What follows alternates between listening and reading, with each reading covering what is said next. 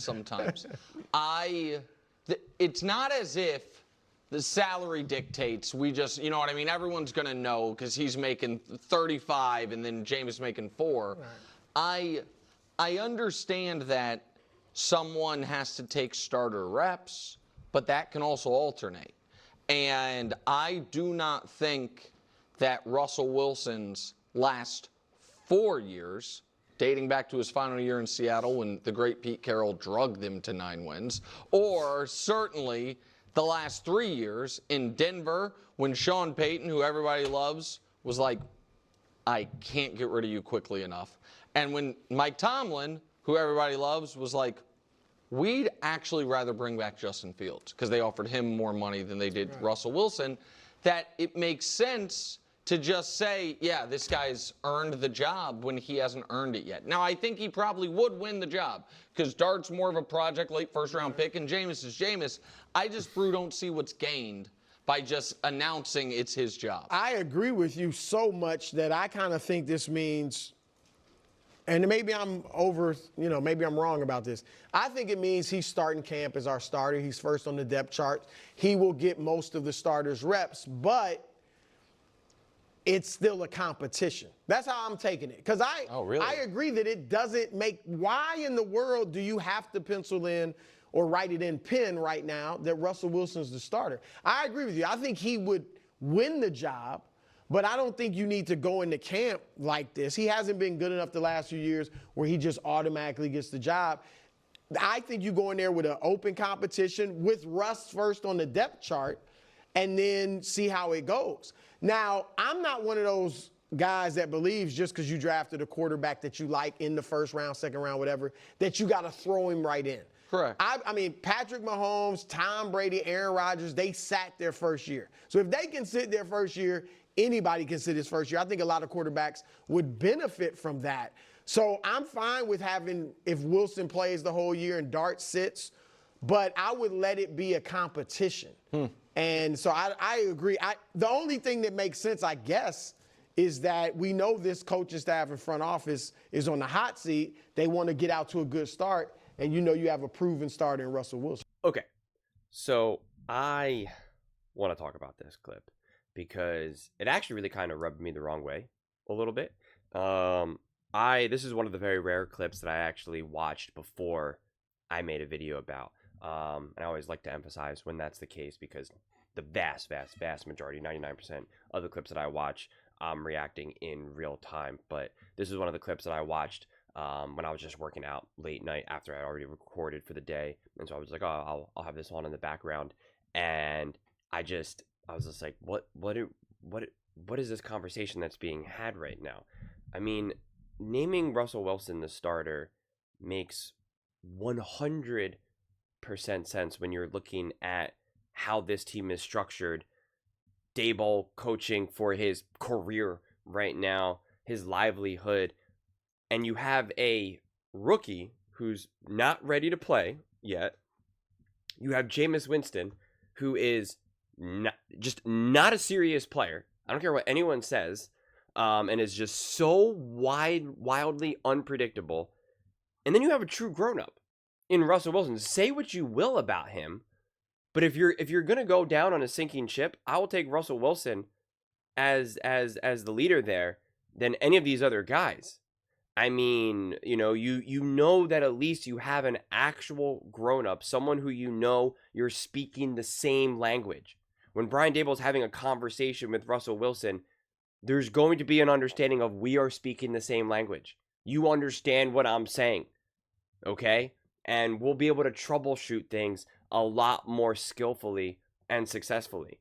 And them failing to see why would you do this is a failure to understand that coaching is more than just 100% inspiration or 100% X's and O's. Like, it's kind of interesting. Right now, when we talk about coaches a lot, and Colin puts this divide a lot, where you kind of have these walk-around coaches that are more like rah-rah.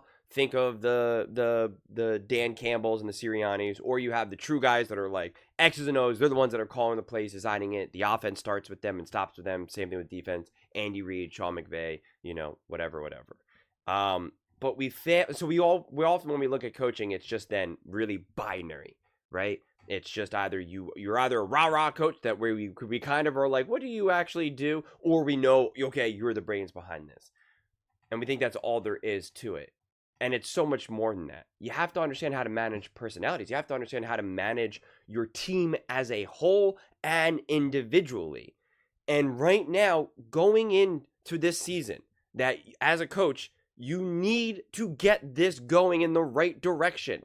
You need things to start going positively. No more of this kind of like, well, okay, next year. It's like, no, you need to. So you need clarity. You need clarity and you need unity. You need maturity. You need experience and you need experienced maturity. Okay? So it makes complete sense that going into this, preseason and camp and whatnot, it's like, Russ is our guy. Make no mistake about it. I need the offense to understand that. I need the O-line. I need the receivers, the run game, the rest of the coaches. This is our guy. This is the guy who's our quarterback. Everyone needs to know that. When we're not having other conversations, we're not dancing around it. Any of the weapons that are catching balls or dropping balls or whatever it may be, like, I don't want you to be thinking like, oh man, is Jackson gonna start? No, it's Russ. Get your chemistry going. Get your relationships going. Have your conversations with them. It's clear. It's defined. It's known. That's what it is. And that's what a great leader is. Not everything is always competition. Everyone understands that there's always competition. It rarely needs to be stated. Occasionally, it needs to be kind of like, you need to hit the reset button. You need to have everyone wake up and be like, yo, just because you've been starting for the last 3 years doesn't guarantee that you're starting in year 4. All right, just because you've had a good year last year doesn't automatically mean that you're going to get a big contract this coming season. The following year. Like you sometimes you really do need that wake up call. And I talked about this actually in a Chicago Bears video with Ben Johnson throwing out the offense, and I'm all for that. But sometimes also a team, it's not all about just competition brings out the best in them. Sometimes you need clarity. Okay, you need stability. You don't want to do this kind of circus of just like, well, is it going to be Jameis? Is it going to be Wilson? Is it going to be Jackson? It's like, let everyone know this is what the plan is. This is the clarity. And it makes fundamental sense. It makes football sense. It makes culture sense. It makes I'm coaching for my job sense. It makes I need to make this team the best I can right now. Who should be my quarterback sense? So, like, the fact that they're confused by it, and they're like, well, why would you announce this right now? Because it makes sense to. That's why. And, if you think Jameis Winston is going to now suddenly give you the best chance at success with the New York Giants? Like, absolutely, positively not. And again, if Brian Daboll and any of the other management, not only the GM, but any of the other people that are going to be, who would also be fired within that organization, like you're gonna trot out a rookie quarterback or Jameis Winston? Like, of course not. And the only way that changes, and you still can, because even says guys will be out here competing, but Russ is our starter. Yeah, you're still opening up the door, and everyone understands. Yeah, Jackson Dart starts tearing it up and is like just getting it from the jump, and is clearly showing that like, hey, this is my job. Well, then the door is still open here. It most definitely is, but like, we don't have to go into this season with a bunch of unknowns and a bunch of question marks, because seasons already, going into a season, the vast majority of teams, and at the very least, you're going to have at least a collection of guys or positions where there's enough question marks. There's already enough question marks, and so you don't need it at the quarterback position. They did that song and dance in Pittsburgh. Didn't work out well for them. I mean, it pretty much never does. So you want the clarity. Anytime as a coach you can give clarity and unity to your team and everyone can get on the same page, you got it. I mean, like that is the path forward. I mean, always.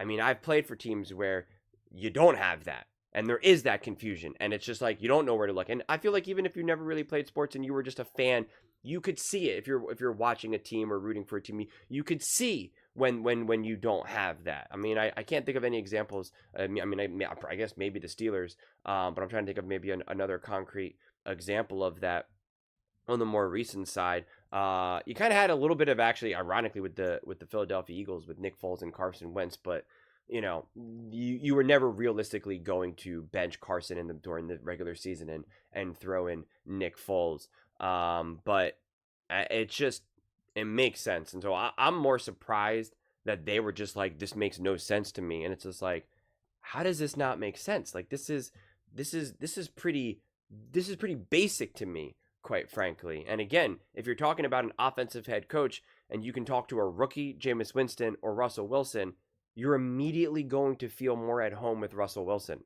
Immediately. That's the way this works. That's why the Minnesota Vikings were kind of like, all right, we're excited to see what J.J. McCarthy can do, but like, Sam Darnold, Daniel Jones, like we want a veteran. We want someone who's been around, because Kevin O'Connell and Sam Darnold can immediately talk the same language. Immediately. That stuff matters. But those are just my thoughts. I'd absolutely love to hear yours. What do you guys all think about Russell Wilson being named the starter with the New York Giants? Do you think it was the right move? Let me know in the comments below. I read every single comment. So whether you agree with me or disagree with me, either way, let's get in some discussions. Let's get in some fights. But ultimately, let's just have some fun. And please do consider subscribing. We're building an amazing community here, and absolutely love to see you part of it. I want to build something that we all generally feel connected to. Something that we're really excited to be part of. I think we're all on our way to doing it. Please don't forget to give this video a thumbs up, as it really does help with the visibility and the algorithm. Thank you so much. See you next time.